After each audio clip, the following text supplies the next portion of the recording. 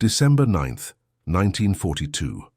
The frozen ruins of Stalingrad stretched endlessly under a pale winter sky, where temperatures plummeted to -30 degrees Celsius. Among the scattered rubble of what was once a thriving industrial district, a young woman named Lyudmila Pavlichenko crouched behind a shattered brick wall, her breath forming small clouds in the bitter air. She was not Russian, though she fought alongside Soviet forces. She was one of the few women of African descent serving on the Eastern Front, a volunteer who had traveled from her home in the international brigades to stand against tyranny. The German marksmen, positioned 300 meters away, believed they had identified an easy target, a lone figure separated from her unit. They had no idea they were about to witness something that would haunt their memories for the rest of their lives. Before we dive into this story, make sure to subscribe to the channel and tell me in the comments where you're watching from. It really helps support the channel. What these experienced shooters were about to discover was that skill, training, and superior positioning meant nothing when confronted with something they could neither understand nor explain. Over the following weeks, this woman would become a ghost story whispered among enemy lines, a mystery that military intelligence on both sides would struggle to comprehend. Her name was Elena Mbeke, though the soldiers who fought beside her called her the Shadow Singer. Born in 1921 in French Equatorial Africa, Elena had grown up in a village where her grandmother served as a spiritual guide, teaching ancient practices that connected voice, breath, and intention in ways that Western science had yet to understand. When the conflict reached her homeland, Elena made a choice that shocked her family. She joined a convoy of international volunteers heading to the Eastern Front, driven by a fierce conviction that the struggle against oppression was universal and transcended all borders. Senior Lieutenant Viktor Kozlov of the Soviet 308 Rifle Division first encountered Elena in late November 1942. During the brutal street fighting that characterized the Stalingrad campaign, he remembered the moment clearly in his field journal, writing, "A woman approached our position today, carrying a Mosin Nagant rifle that looked almost too large for her frame. Her skin was darker than any person I'd encountered in my 30 years, and her eyes held a determination that reminded me of the Siberian veterans who had survived the worst of the Finnish campaign. She spoke Russian with a thick accent, but her message was clear. She was here to fight." Kozlov assigned Elena to a reconnaissance unit led by Sergeant Ivan Petrov, a grizzled marksman from Leningrad who had already recorded 43 confirmed defensive actions against enemy personnel. Petrov was skeptical at first, as he later admitted to his commanding officer. The idea of a woman on the front lines was already controversial, despite the Soviet Union's policy of accepting female volunteers in combat roles. A woman of African descent was virtually unprecedented in this theater of operations. "I expected her to last maybe 3 days," Petrov recalled in post-war interviews. "The conditions were inhuman. We were eating perhaps 500 calories per day, mostly from frozen bread and thin soup. The cold was so severe that our rifle actions would freeze if we did not keep them close to our bodies, and the enemy shooters were everywhere, trained specialists from Bavaria and Prussia who could place a round through a matchbox at 200 meters. Elena's first patrol occurred on December 11, 1942. The mission was straightforward: observe enemy movements in the factory district and report back on troop concentrations. The team consisted of 5 members, including Petrov, Elena, and 3 other soldiers from various Soviet republics.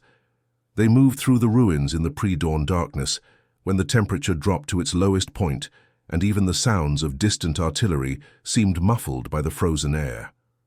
Corporal Dmitry Volkov, one of the patrol members, kept close to Elena during that first mission.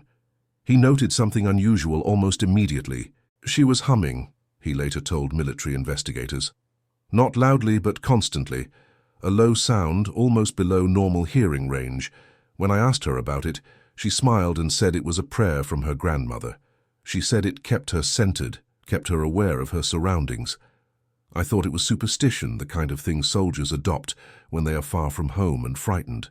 The patrol reached their observation point without incident, a partially collapsed building that offered clear sightlines across a broad avenue where enemy forces had been moving supplies.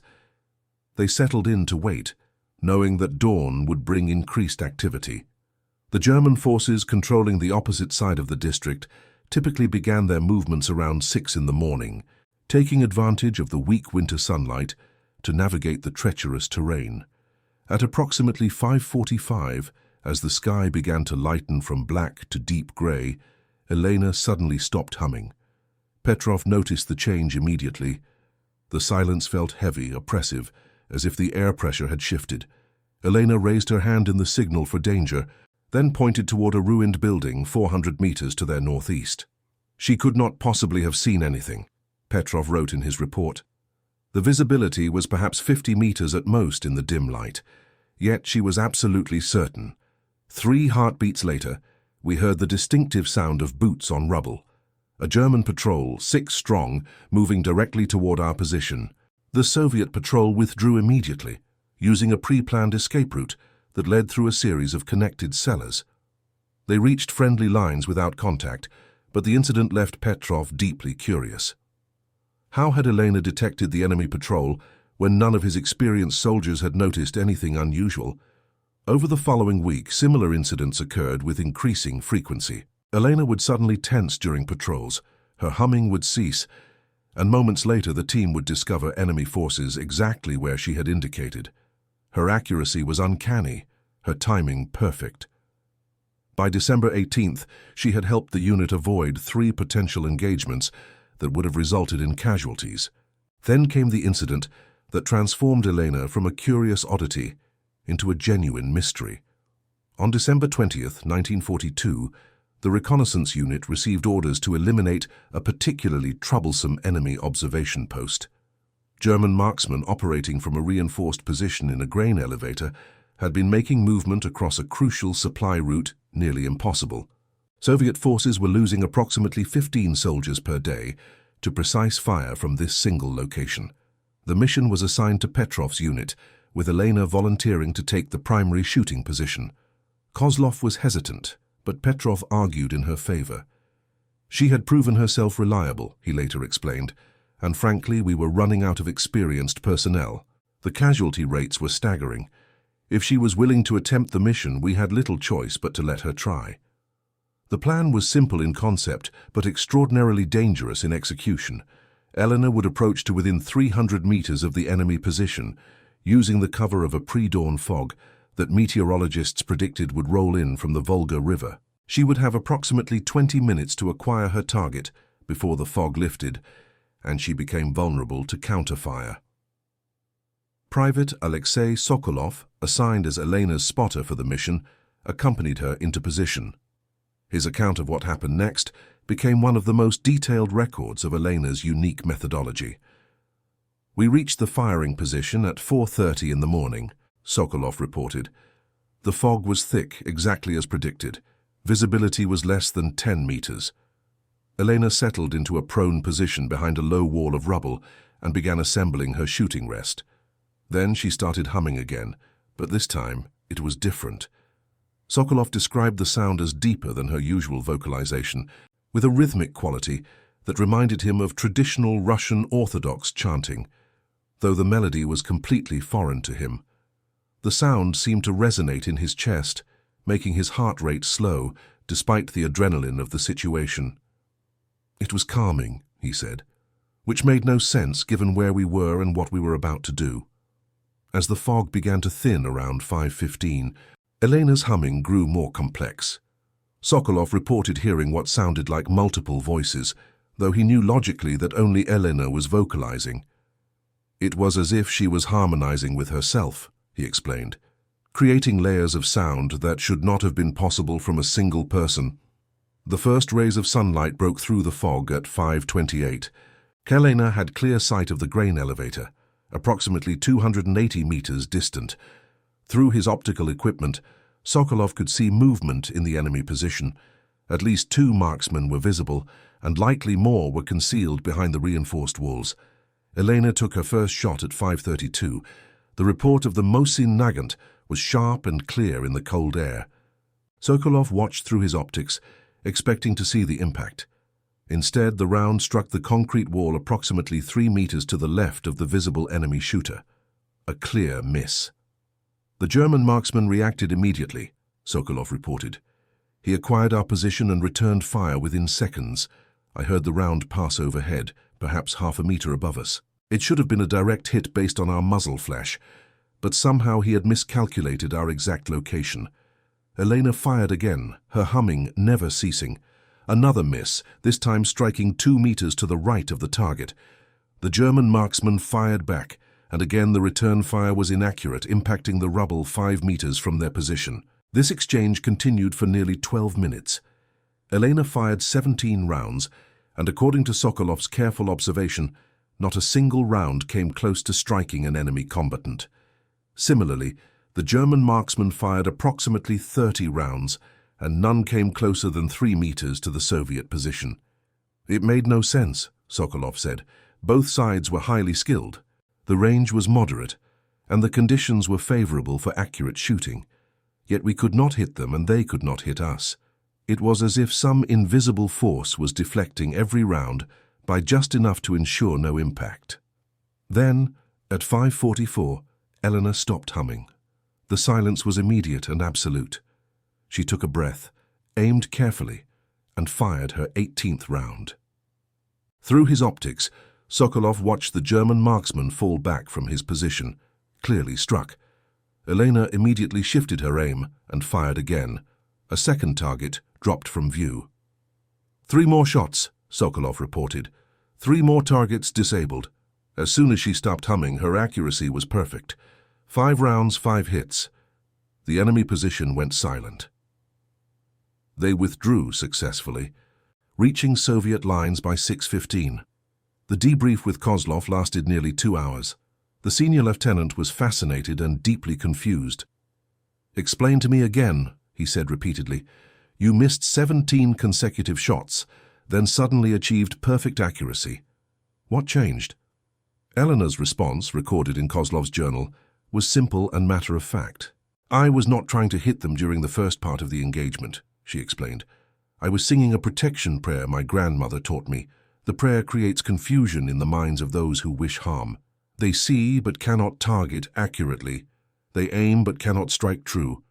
When I knew they could not harm us, I stopped singing and completed the mission."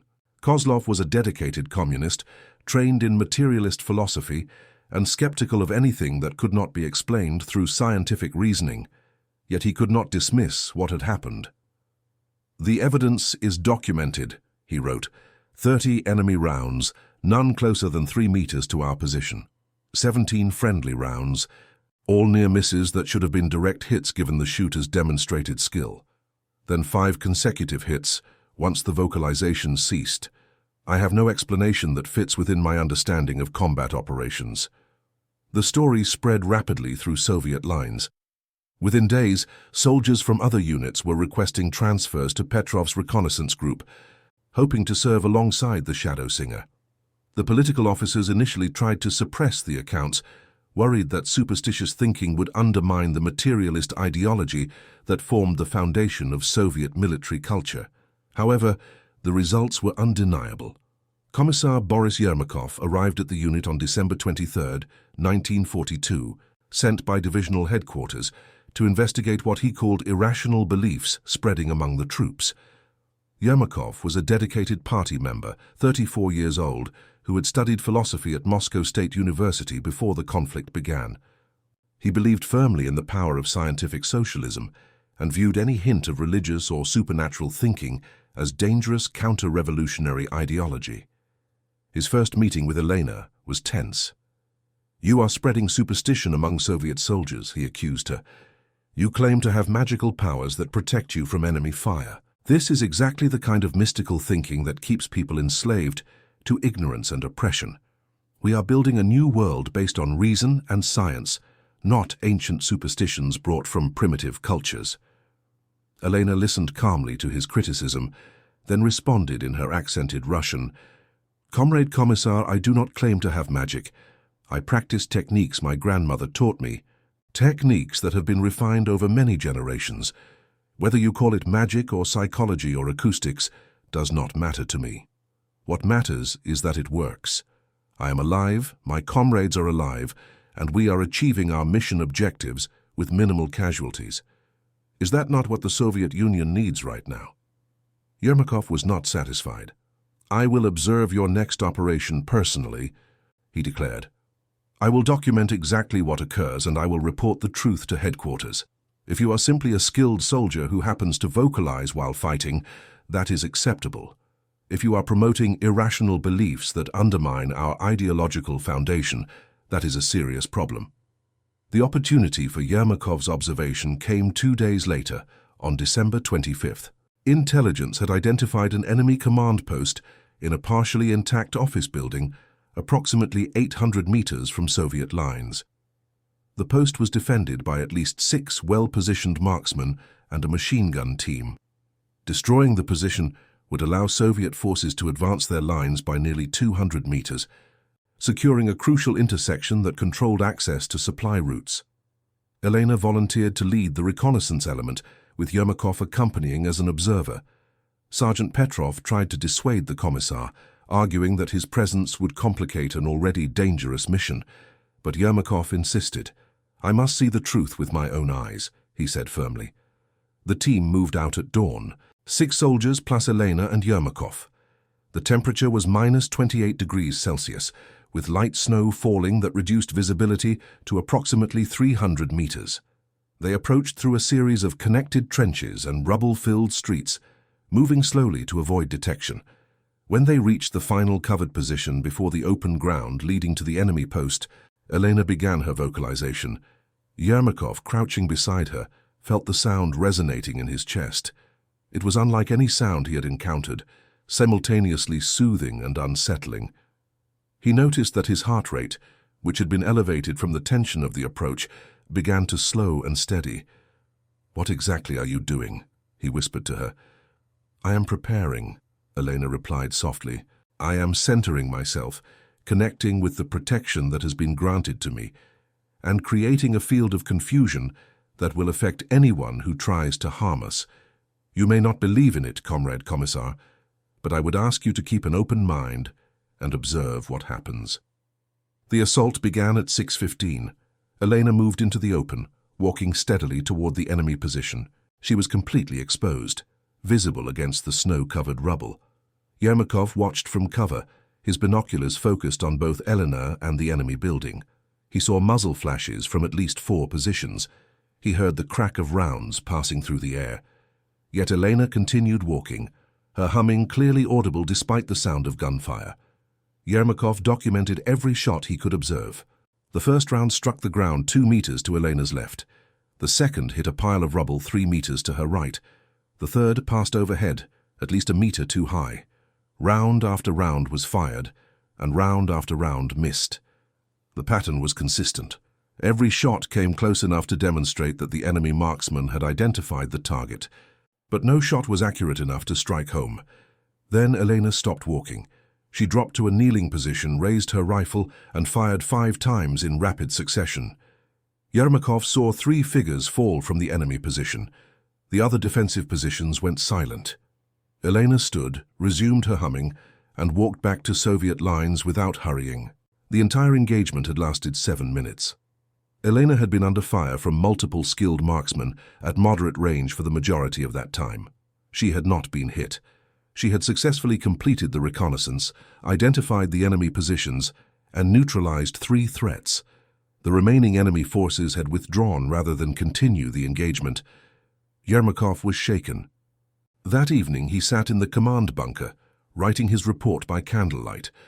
Kozlov later recalled seeing the commissar's hands trembling as he wrote. The report, recovered from Soviet archives in 1994, reveals Yermakov's internal struggle. "I observed Private Mbeke under combat conditions as ordered," he wrote. "I must report facts that challenge my understanding of materialist science. The enemy forces fired approximately 32 rounds at Private Mbeke from ranges between 100 and 300 meters. All rounds missed by margins ranging from 1 to 4 meters. The environmental conditions were favorable for accurate shooting. The enemy marksmen have been previously identified as trained specialists capable of precise fire. Yet they failed to achieve a single hit against a target moving in open ground." Yermakov continued, "I observed Private Mbeke's vocalization technique throughout the engagement. The sound created measurable physical sensations in my own body, including reduced heart rate and a sense of temporal distortion. I cannot explain these effects through conventional understanding of acoustic phenomena. Whether Private Mbeke has access to knowledge or techniques beyond current scientific understanding, or whether she has simply discovered an empirical method that science has not yet explained, I cannot determine. What I can confirm is that her methods are effective and that she represents a valuable asset to Soviet forces. The Commissar concluded with a recommendation that surprised many who knew his reputation for ideological rigidity. I recommend that Private Mbeke be allowed to continue using her techniques without interference. While these methods do not align perfectly with materialist philosophy, they produce results that serve the Soviet Union's military objectives. We should document her methods thoroughly for future study and potential application, but we should not suppress or discourage her current practices. In this case, practical effectiveness must take precedence over ideological purity. Yermakov's report had significant impact at higher command levels. It gave official sanction to what had previously been viewed with suspicion, allowing Elena to operate with greater freedom and reducing the political pressure on officers who supported her methods. More importantly, it represented a rare acknowledgement by Soviet authorities that reality sometimes exceeded the boundaries of their theoretical framework. Between December 20th, 1942 and January 15th, 1943, Elena participated in 23 missions. She engaged enemy marksmen on 18 separate occasions. During these engagements, she sustained 0 injuries despite being under direct fire multiple times. The German marksmen she faced, all of whom were later identified as highly trained specialists from elite units, consistently failed to achieve accurate fire while Elena was vocalizing. The psychological impact on German forces extended beyond individual marksmen. Entire units began to develop a sense of dread when rumors suggested that the shadow singer might be operating in their sector. Lieutenant Werner Hoffmann, a platoon leader in the 295th Infantry Division, wrote in his journal on January 8, 1943, "The men are terrified of the African woman. They call her the ghost of Stalingrad. Some claim she cannot be harmed by bullets. Others say she is a witch who has placed a curse on our marksmen. I try to maintain discipline and rational thinking, but I cannot deny that something unusual is occurring. Our best shooters, men who have successfully engaged targets at extreme ranges under difficult conditions, consistently fail when facing this single individual." Hoffmann's platoon encountered Elena directly on January 10th during a Soviet reconnaissance patrol. His account provides additional detail on the enemy perspective. "We observed the Soviet patrol approaching our position at approximately 0700 hours. 6 soldiers, including the African woman who has become the subject of so much discussion. I ordered my marksman, Obergefreiter Klaus Weber, to engage the patrol leader. Weber is one of our most reliable men, calm under pressure, with more than 60 successful engagements recorded. Weber fired his first shot when the Soviet patrol was approximately 250 meters from the German position. According to Hoffmann's account, the round struck low, hitting the ground in front of the target. Weber adjusted his aim and fired again. The second round impacted high and to the right. I watched through my binoculars as Weber fired 6 times, Hoffmann wrote. Each shot should have been accurate based on his training and experience, yet all 6 missed. Meanwhile, I could hear a sound coming from the Soviet position, a vocalization that seemed to carry across the distance despite the wind and ambient noise. It was disturbing in a way I struggled to describe. It made me feel disoriented, as if my sense of space and distance had become unreliable." The German platoon eventually withdrew without engaging further. Hoffmann concluded his journal entry with a reflection, "I do not believe in magic or supernatural powers. I am a rationalist, trained in modern military tactics and educated in the sciences, but I witnessed something today that I cannot explain through conventional understanding. Perhaps there is knowledge in the world that has not yet been captured by Western science. Perhaps this woman has access to such knowledge, or perhaps the stress of this terrible siege has affected all of us more deeply than we realize, making us see patterns and power where none exist. I cannot say which explanation is correct. I know only that my men are afraid, and that their fear is not irrational given what they have witnessed. On the German side, the reports were equally bewildering. Obergefreiter Hans Müller, a marksman from the Bavarian 94th Infantry Division, encountered Elena on 3 separate occasions. His after-action reports, recovered from German archives after the conflict ended, paint a picture of growing psychological distress. First encounter December 27th, Müller wrote, female enemy combatant observed at approximately 250 meters, clear shot, favorable wind conditions, I aimed center mass and fired, round impacted the wall behind target, roughly 2 meters high. Impossible miss. I attributed it to cold affecting rifle 0. Adjusted and fired again. Another miss, this time striking low. I heard a sound during the engagement, a vocalization that seemed to come from everywhere and nowhere, made concentration difficult. Müller's second encounter occurred on January 3rd, 1943. Same target, different location, observed at 300 meters. I was certain of my hold and win call. Fired 4 rounds, all misses, ranging from 1 to 3 meters from target. My hands were steady, my breathing controlled. The sound was stronger this time, a humming or chanting that seemed to vibrate in my skull. I felt dizzy, disoriented. When the sound stopped, I took a final shot and struck the rubble pile where she had been positioned, but by then she had withdrawn. The third encounter, January 12th, left Müller deeply shaken. I set up a perfect ambush, he recorded. I knew her patrol route from previous observations. I had a concealed position with an unobstructed line of sight. When she entered the engagement area, I had a shot that an amateur could have made. But when I placed my finger on the trigger, I heard the sound again. My vision became unfocused. The crosshairs of my scope seemed to waver, though I knew my scope mount was solid. I fired anyway. The round struck a full 5 meters from the target. She returned fire immediately. I felt the round pass my head, so close I could hear the displacement of air. If she had been aiming 6 centimeters to the right, I would have been deceased. I withdrew immediately and requested reassignment. I cannot explain what happened, and I have no desire to face that woman again. Soviet military intelligence became increasingly interested in Elena's methodology. In late January 1943, a specialist from the NKVD arrived to observe her in action. Major Yevgeny Karpov was a trained psychologist who had studied various techniques for enhancing soldier performance under stress.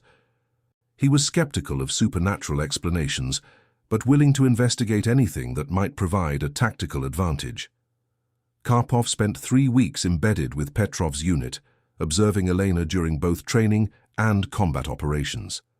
His final report, classified until 1991, provides the most detailed analysis of her technique. The subject demonstrates an unusual ability to modulate her breathing and vocalization in ways that create specific psychological effects, Karpov wrote. The low-frequency humming she employs appears to operate at a range between 40 and 60 Hz, which corresponds to frequencies known to induce states of relaxation or mild disorientation in listeners. Karpov's investigation included extensive medical examinations. He brought a team of physicians and acoustic specialists to the front lines, a highly unusual allocation of resources that demonstrated how seriously Soviet command took Elena's abilities. Dr. Svetlana Morozova, a neurologist from Leningrad State University, conducted a series of tests to measure Elena's physiological responses during vocalization. The subject's heart rate during vocalization drops to approximately 48 beats per minute, significantly below the expected rate for someone engaged in combat operations, Dr. Morozova reported. Her respiratory rate similarly decreases to approximately 8 breaths per minute, suggesting a state of profound calm that would normally require extensive meditation training to achieve. Blood pressure readings show unusual stability even when the subject is under direct fire, remaining within a narrow range that suggests exceptional autonomic nervous system control.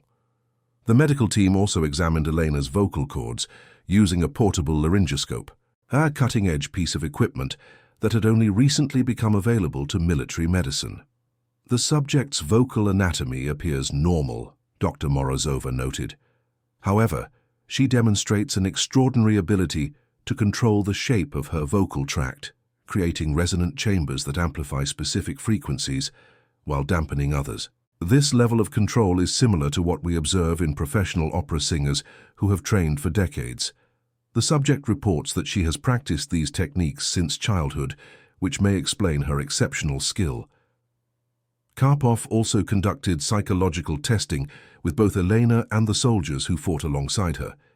He used a series of perception and reaction time tests, measuring how subjects performed under different auditory conditions. When the subject was vocalizing, other soldiers in the testing area showed measurable changes in their performance, Karpov reported. Reaction times increased by an average of 93 milliseconds. Hand-eye coordination showed decreased precision, with aiming tasks showing a degradation of approximately 12% compared to baseline performance. These effects were observed in both Soviet soldiers and captured enemy personnel who volunteered for the testing. Most significantly, Karpov discovered that the effect was distance-dependent and directionally focused. The subject reports that she can focus her vocalization toward specific targets, he wrote. Testing suggests this is not merely subjective belief. When the subject directed her vocalization toward a specific individual in a group, that individual showed significantly greater performance degradation than others in the same room. The mechanism for this directional effect is unclear, but the empirical evidence suggests it is real. Karpov continued, more significantly, the subject reports that the vocalization serves multiple purposes. First, it maintains her own calm under extreme stress, allowing for better decision-making and steadier physical control. Second, she believes it creates a field of confusion around her position, making accurate targeting difficult for hostile forces.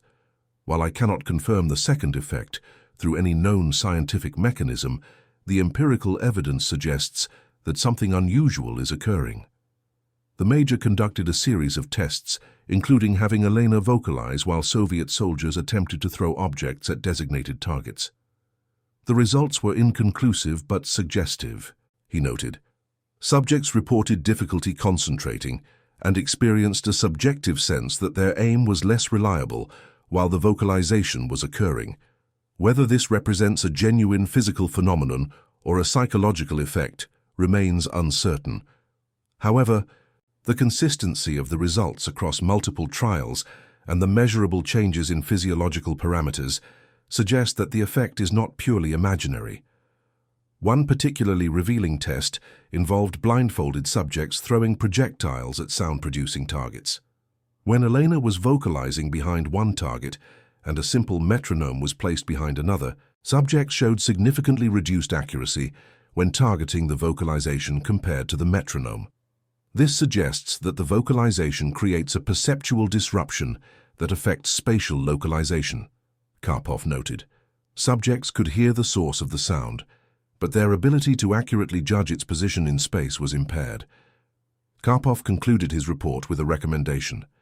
Regardless of the mechanism involved, the subject's technique provides a measurable tactical advantage.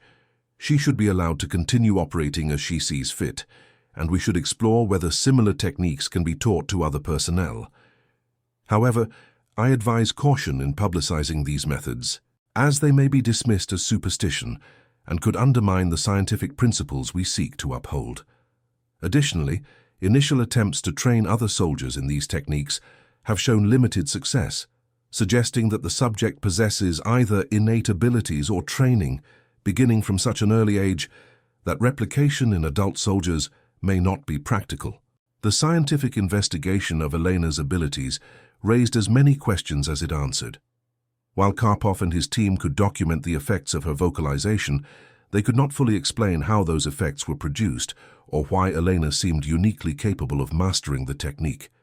This gap between observation and explanation would persist throughout the conflict and beyond, frustrating researchers who sought to understand and replicate her methods. Meanwhile, on the German side, Elena had become something of an obsession.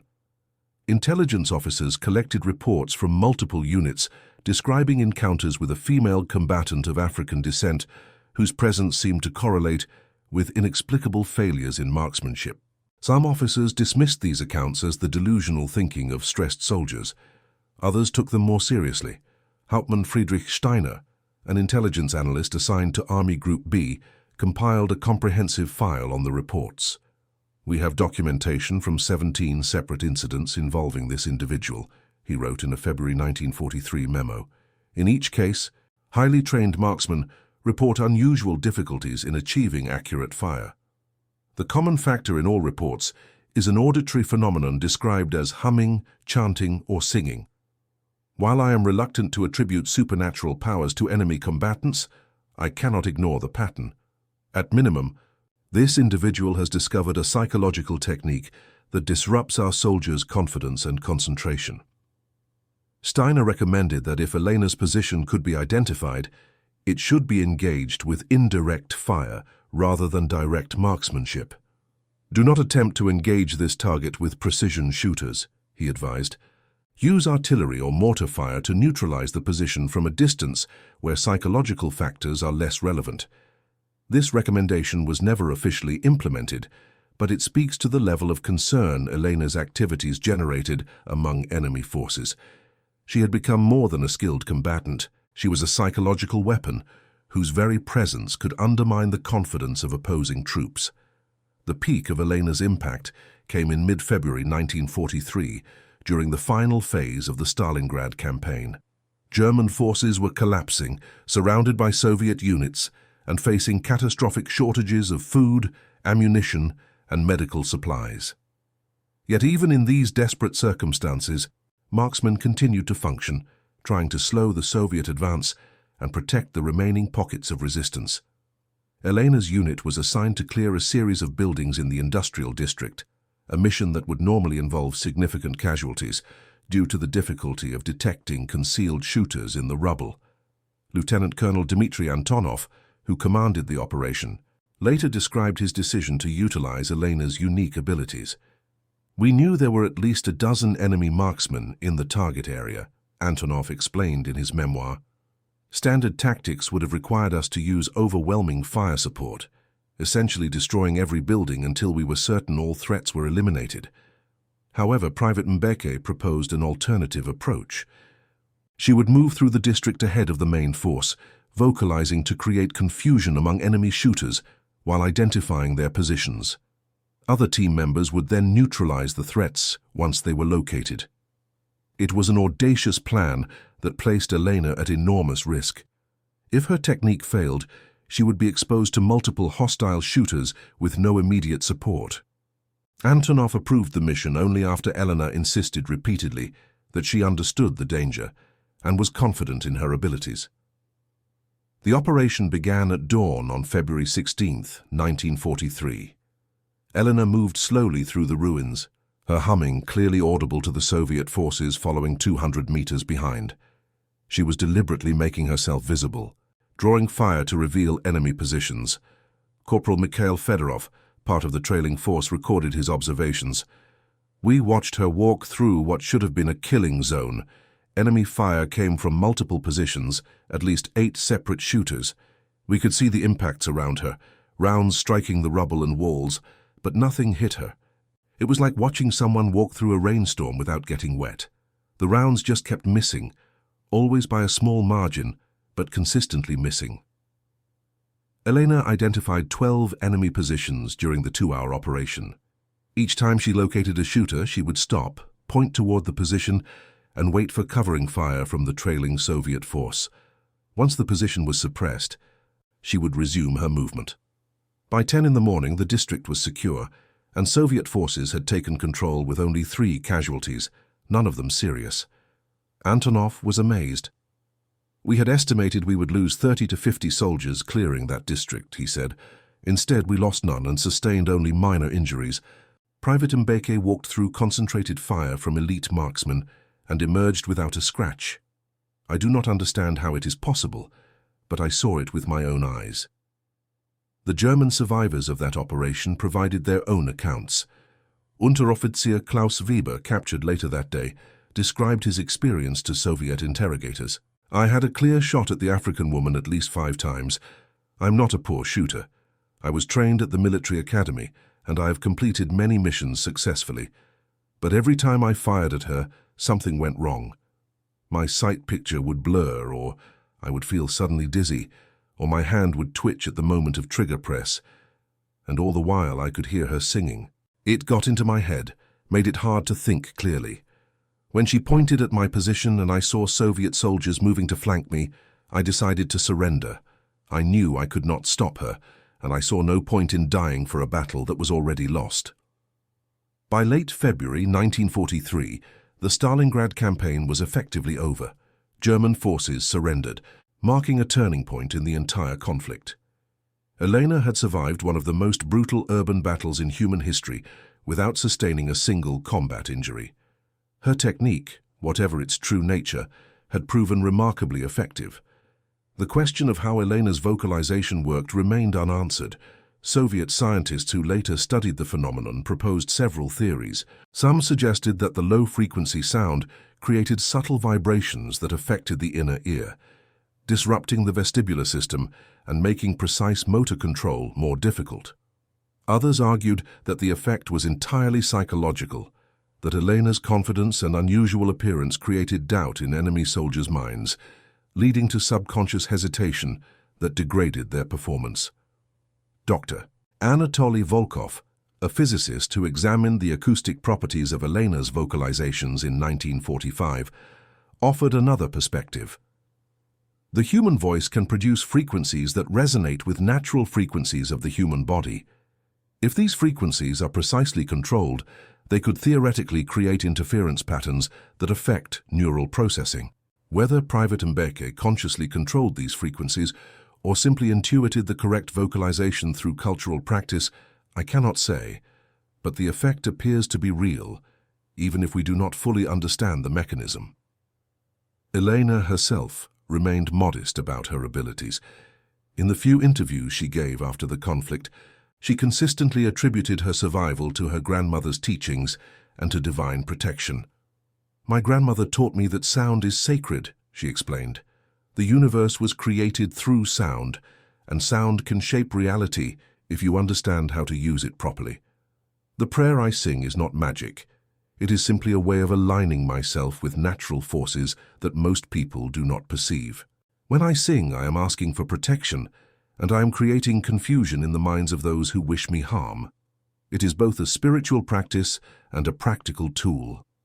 After Stalingrad, Elena continued to serve through the remainder of the conflict. She participated in operations across Ukraine, Belarus, and eventually into Poland and Germany itself. Her record remained unblemished. She was never seriously wounded, despite serving continuously in some of the most dangerous assignments of the entire campaign. Other soldiers attempted to learn her technique, but none achieved comparable results. Sergeant Petrov spent weeks trying to replicate Elena's vocalization pattern with minimal success. "I could produce the sound," he said, "but it did not have the same effect. Perhaps it requires a belief I do not possess, or perhaps there is something unique about her voice that cannot be taught. Whatever the reason, I could not master it." Soviet authorities eventually decided to keep Elena's story relatively quiet. While she received numerous decorations for valor, including the Order of the Red Star and the Medal for Courage, her unique methodology was not widely publicized. Political officers worried that promoting what appeared to be spiritual or supernatural techniques would conflict with the atheistic, materialist ideology of the Soviet state. After the conflict ended in 1945, Elena returned to Africa. She settled in French Equatorial Africa, which later became part of the Central African Republic after decolonization. She married a local teacher named Joseph Kuruma and raised 4 children. She rarely spoke about her wartime experiences, though she continued to teach her grandmother's spiritual practices to her daughters and granddaughters. The journey home was itself an ordeal. Elena traveled by military transport through Romania, Bulgaria, Turkey, and finally by ship from Alexandria to West Africa, a journey that took nearly 3 months. Along the way, she encountered other displaced persons, refugees, and soldiers, all trying to find their way back to homes that in many cases no longer existed. She kept a diary during this journey, which was later donated to the Central African Republic National Archives by her family. "I am going home," she wrote on May 20, 1945, while waiting in Bucharest for transportation. But I am not the same person who left. I have seen things that no one should see. I have done things that I hope never to do again. The conflict has changed the world, and it has changed me. I do not know if the peaceful life I once knew is still possible, or if the experiences of these years have made me unsuited for peace. But I must try to return to who I was before, or to discover who I have become. Elena arrived in Bangui on August 7th, 1945. Her return was met with mixed reactions. Some in her village viewed her as a hero who had fought against global oppression. Others saw her as someone who had abandoned traditional ways to participate in a foreign conflict that had nothing to do with their community. Her grandmother, who had taught her the protective vocalization, was 81 years old when Elena returned. "My grandmother wept when she saw me," Elena later recalled. "She held my face in her hands and said I carried the weight of many souls. She knew, without me speaking of it, what I had experienced. She told me that the protection she had taught me was not meant for combat, that it was a sacred practice intended for healers and spiritual guides, not for those who take life. But she also said that I had used the gift in service of justice and that the ancestors would understand." The readjustment to civilian life was difficult. Elena struggled with what would later be recognized as post-traumatic stress, though at the time there was little understanding or support for such conditions. She experienced recurring nightmares, difficulty sleeping, and periods of intense anxiety. The sounds of her village, the laughter of children, the normal activities of daily life, all seemed strange and distant after the intensity of her wartime experiences. Joseph Kuruma, the man who would become her husband, was a teacher at the local school who had studied at a French colonial university in Dakar. He was 8 years older than Elena, a thoughtful and patient man who understood that she needed time to heal. They met at a community gathering in November 1945, and Joseph was immediately struck by Elena's presence. She had an intensity about her, Joseph later told their children, as if she was seeing things that others could not see or remembering things that weighed heavily on her spirit. But she also had a strength, a core of resilience that I found remarkable. I knew that this was a woman who had endured extraordinary challenges and survived. I wanted to know her story, and I wanted to help her find peace. They courted for nearly a year before marrying in October 1946. The ceremony combined traditional African practices with Catholic elements, reflecting the cultural complexity of French equatorial Africa at that time. Elena wore a traditional ceremonial dress made by the women of her village, and she sang the protection chant during the ceremony, though this time as a blessing for her marriage rather than as a shield against violence. Their first child, a daughter they named Marie after Joseph's mother, was born in July 1947. Over the following years, 3 more children followed. Another daughter, Anne, in 1949, a son, Thomas, in 1952, and finally another daughter, Grace, in 1955. Elena devoted herself to motherhood with the same intensity she had brought to military service, determined to give her children a stable and loving home, yet she could not entirely leave her past behind. Veterans from various countries would occasionally seek her out, having heard stories about the shadow singer, and wanting to meet the woman behind the legend. Soviet officers passing through Central Africa on diplomatic or trade missions would sometimes arrange visits, bringing greetings from old comrades and updates on the fates of those she had served with. In 1958, Sergeant Ivan Petrov traveled to Bangui as part of a Soviet agricultural delegation. The reunion was emotional for both of them. Petrov was 53 years old, his hair gray, and his face lined with age and experience. Elena was 37, a mother of 4 children, her wartime years seeming like a distant dream. "We sat together for 3 days," Petrov recalled in his memoir. "We talked about the conflict, about the people we had known who did not survive, about the strange and terrible things we had witnessed. Elena told me about her life since returning home, about her family and her work teaching traditional practices to young women in her community.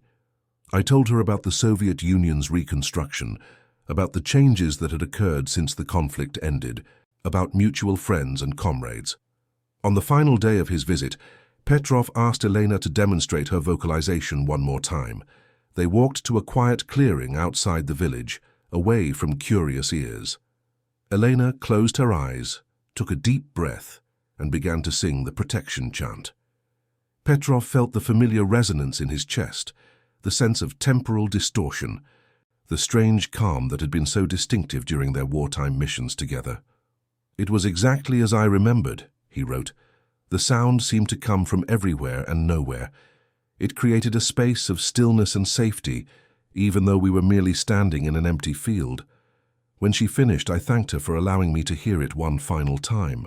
I told her that whatever the truth of her abilities, whether scientific or spiritual or some combination of both, she had saved my life and the lives of many others.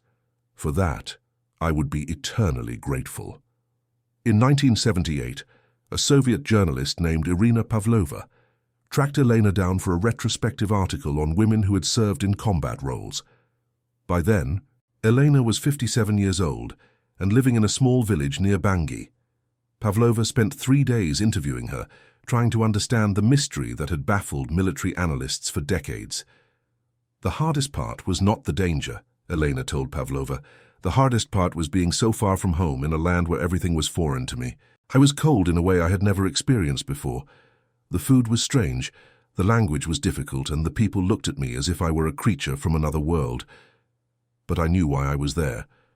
I was fighting against an evil that threatened everyone, regardless of their homeland or their appearance, and I had my grandmother's gift to protect me."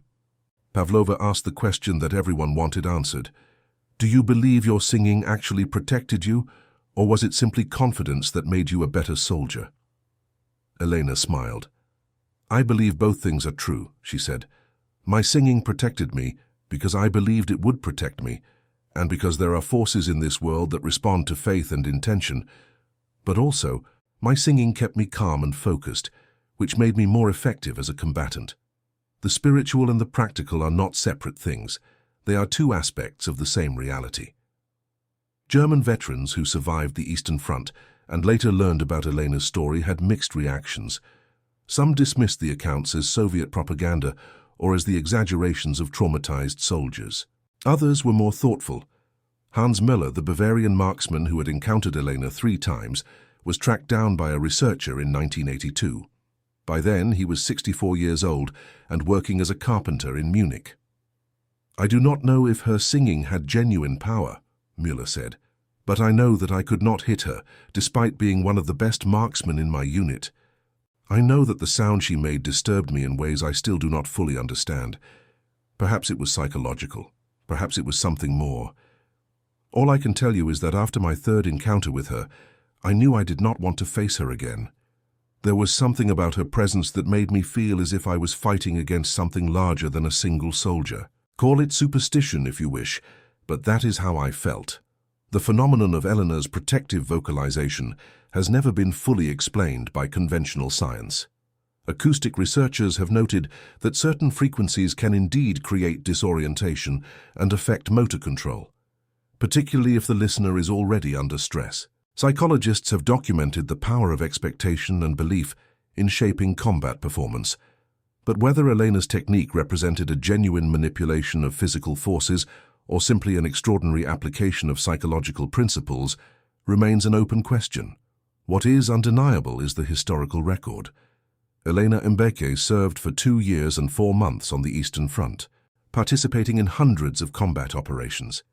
She engaged in direct confrontations with enemy marksmen on at least 38 documented occasions. She was never seriously wounded. The soldiers who served with her universally testified that something unusual occurred when she vocalized during combat, something that seemed to protect both her and those near her from accurate enemy fire.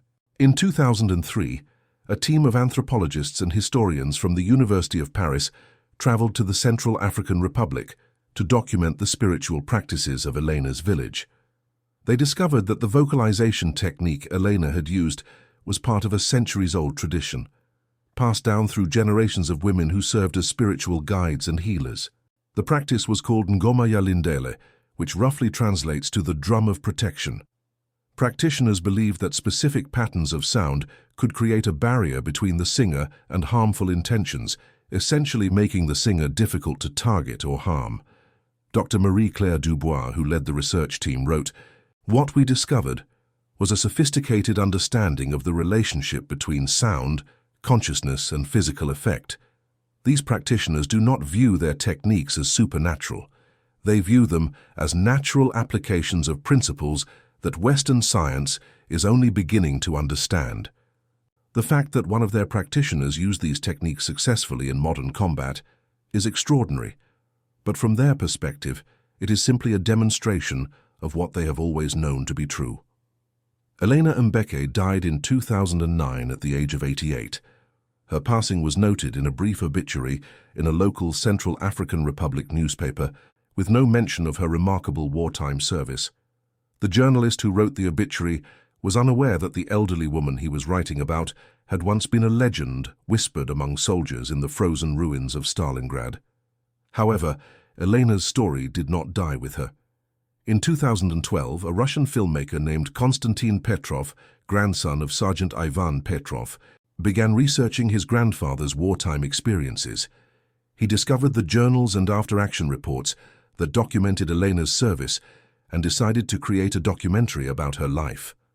The film, titled The Shadow Singer, was released in 2015 and brought Elena's story to a wider audience. The documentary included interviews with several surviving veterans who had served alongside Elena, as well as acoustic analysis of recorded examples of the vocalization technique practiced by women in Elena's village. The film did not try to prove or disprove the supernatural aspects of her story. Instead, it focused on the undeniable fact that a young woman from Central Africa had traveled halfway around the world to fight against oppression, had survived one of the most brutal conflicts in human history using techniques taught to her by her grandmother, and had become a symbol of courage and resilience for all who knew her. Viktor Kozlov, the Soviet officer who had first assigned Elena to Sergeant Petrov's unit, lived until 2006. In his final years, he gave several interviews about his wartime experiences. When asked about Elena, he always became thoughtful and chose his words carefully. "I was trained to believe only in what could be measured and proven," he said. "I was taught that superstition was the enemy of progress. But I saw things during the conflict that I cannot explain through materialist philosophy alone. Elena was one of those things. Whether her power came from her faith, from ancient knowledge, or from some combination of factors I do not understand, I cannot say. But she was real, her service was real, and the protection she seemed to carry with her was real. That is all I know, and that is enough." The question of whether Elena's vocalization technique actually deflected bullets or simply created psychological effects that disrupted enemy marksmanship may never be definitively answered. What matters more is what her story reveals about human potential, cultural knowledge, and the limits of our understanding. In a conflict dominated by industrial production, technological superiority, and mechanized warfare, one woman used techniques passed down through oral tradition to protect herself and those around her. She survived where thousands perished, using nothing but her voice, her faith, and her grandmother's teachings. Modern militaries have shown renewed interest in acoustic weapons and psychological techniques for affecting enemy performance. Research into infrasound and ultrasound has revealed that certain frequencies can indeed create disorientation, nausea, and disrupted motor control. Whether these modern discoveries represent a rediscovery of principles that Elena's ancestors understood centuries ago is a matter of speculation, but the parallel is intriguing. Elena's granddaughter, Marie Kuruma, now 61 years old, continues to practice and teach the techniques Elena learned from her grandmother. In a 2020 interview, she reflected on her grandmother's legacy. "My grandmother never wanted to be seen as mysterious or magical. She simply did what she believed was right, using the tools her culture had given her. The fact that those tools proved effective in a modern conflict shows that ancient wisdom and modern circumstances are not incompatible. We have so much to learn from the knowledge preserved in traditional practices, if only we approach them with open minds and respect." The story of Elena Mbeke challenges our assumptions about what is possible and forces us to consider that the universe may contain more complexity than our current scientific models acknowledge. It reminds us that courage takes many forms, that cultural diversity is a source of strength rather than division, and that individuals from any background can make profound contributions when circumstances call for their unique gifts. In the ruins of Stalingrad, where millions fought and died in one of history's most savage battles, one woman walked through concentrated fire and survived, protected by techniques that Western observers could neither understand nor dismiss. Whether we attribute her survival to acoustic interference, psychological manipulation, divine intervention, or some combination of all three, the empirical record is clear. Elena Mbeke served with distinction, protected those around her, and returned home to live a long and peaceful life. Her story deserves to be remembered not as an oddity or curiosity, but as a testament to the power of cultural knowledge, the importance of faith and intention, and the extraordinary capabilities that human beings can manifest when they draw upon the deepest wells of their heritage and conviction. And that concludes our story. If you made it this far, please share your thoughts in the comments. What part of this historical account surprised you most? Don't forget to subscribe for more untold stories from World War II and check out the video on screen for another incredible tale from history. Until next time.